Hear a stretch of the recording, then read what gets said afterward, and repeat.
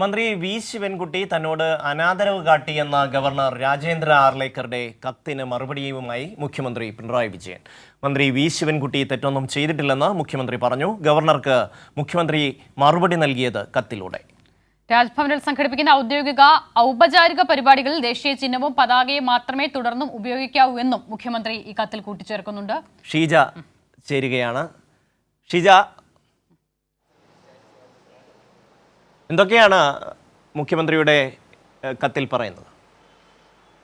ഷമ്മി, അസിത, ഏതായാലും ബുധനാഴ്ചയാണ് ഇത്തരത്തിലൊരു കത്ത്, അതായത് ഗവർണറുടെ രാജ്ഭവനിലെത്തി അവിടെ മന്ത്രി വി ശിവൻകുട്ടി അനാദരവ് കാണിച്ചു, പ്രോട്ടോകോൾ ലംഘിച്ചു എന്നെല്ലാം ചൂണ്ടിക്കാണിച്ചുകൊണ്ട് ഗവർണർ മുഖ്യമന്ത്രിക്ക് കത്തയച്ചത്.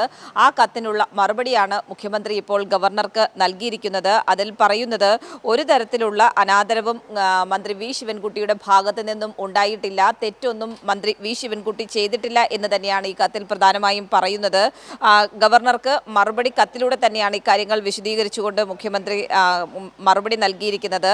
അതായത് ഭരണഘടന ബാഹ്യമായ കൊടിയും ചിഹ്നവും ഔദ്യോഗിക പരിപാടിയിൽ കണ്ടാൽ ഒരു മന്ത്രി എങ്ങനെ പെരുമാറുമോ അത് മാത്രമാണ് അന്ന് അവിടെ സംഭവിച്ചിട്ടുള്ളത് എന്നുള്ള കാര്യമാണ് ഇതിൽ പറയുന്നത്. ഭരണഘടനയിൽ തൊട്ട് സത്യപ്രതിജ്ഞ ചെയ്ത മന്ത്രിക്ക് അങ്ങനെ മാത്രമേ പെരുമാറാൻ സാധിക്കൂ എന്നും മുഖ്യമന്ത്രി കത്തിൽ ചൂണ്ടിക്കാണിക്കുന്നുണ്ട്.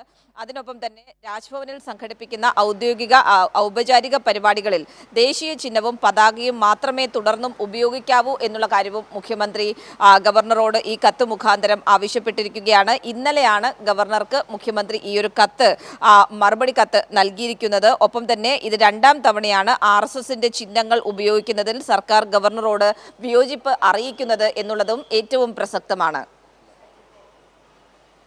ഷീജ, തീർച്ചയായും നമുക്കറിയാം, കഴിഞ്ഞ ദിവസം ഇവിടെ സെനറ്റ് ഹാളിൽ നടന്ന പരിപാടിയിൽ കൂടി ഗവർണർ എടുത്തൊരു സമീപനം എന്താണെന്ന് നമ്മൾ കണ്ടതാണ്. അത്രമാത്രം സംഘർഷഭരിതമായ ഒരു അന്തരീക്ഷം ഉണ്ടായിട്ട് പോലും ആ പരിപാടിയിൽ പങ്കെടുക്കാൻ ഗവർണർ വരുന്നു എന്നുള്ളതാണ്. വളരെ ആസൂത്രിതമായ ഒരു നീക്കം നടക്കുമ്പോൾ ശക്തമായി തന്നെ ഇടപെടുകയാണ് മുഖ്യമന്ത്രി.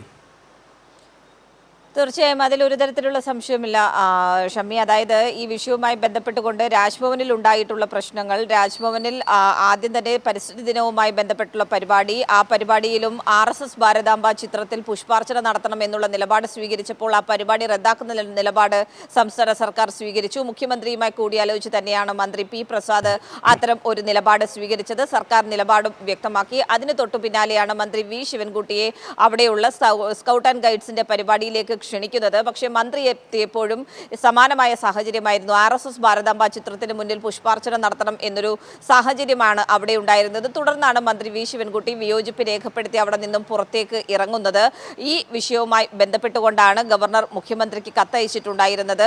അതിന് തൊട്ടു പിന്നാലെ ഈ കത്തയച്ചതിന്റെ തൊട്ടടുത്ത ദിവസമാണ് ഇവിടെ കേരള സർവകലാശാലയിലെ സെനറ്റ് ഹാളിൽ പത്മനാഭസ്വാമി സേവാ സമിതി നടത്തിയ ഒരു പരിപാടി. അവിടെയും RSS ഭാരതാംബ ചിത്രം വെക്കുന്നതും തുടർന്ന് വലിയ തോതിലുള്ള പ്രതിഷേധം SFIയുടെ ഭാഗത്ത് നിന്നും ഉയരുന്നതും. പക്ഷേ അവിടെ ഒരു ക്രമസമാധാന പ്രശ്നമുണ്ട് എന്നുള്ള വിവരം പോലീസ് അറിയിച്ചിട്ട് പോലും ആ പരിപാടിയിൽ പങ്കെടുക്കുക എന്നുള്ളൊരു തീരുമാനത്തിലേക്ക് ഗവർണർ എത്തിയത് അവിടെ ഒരു ക്രമസമാധാന പ്രശ്നം ഉണ്ടാകട്ടെ എന്നുള്ളത് കൂടി കണക്കിലെടുത്തുകൊണ്ട് തന്നെയാണ് എന്നുള്ളതിൽ ഒരു തരത്തിലുള്ള സംശയവുമില്ല. ഇത്തരത്തിൽ പ്രശ്നങ്ങൾ മനഃപൂർവ്വം സൃഷ്ടിക്കാനുള്ള നീക്കം ഒരു ഭാഗത്ത് നിന്നും ഗവർണർ തുടരുന്ന ഒരു സാഹചര്യത്തിൽ തന്നെയാണ് സംസ്ഥാന സർക്കാരിന്റെ നിലപാട് കൃത്യമായ രീതിയിൽ മുഖ്യമന്ത്രി ഇപ്പോൾ രണ്ടാമത് അയച്ചിരിക്കുന്ന കത്തിലൂടെയും കൂടുതൽ വ്യക്തമാക്കിയിരിക്കുന്നത്. ഷമ്മി.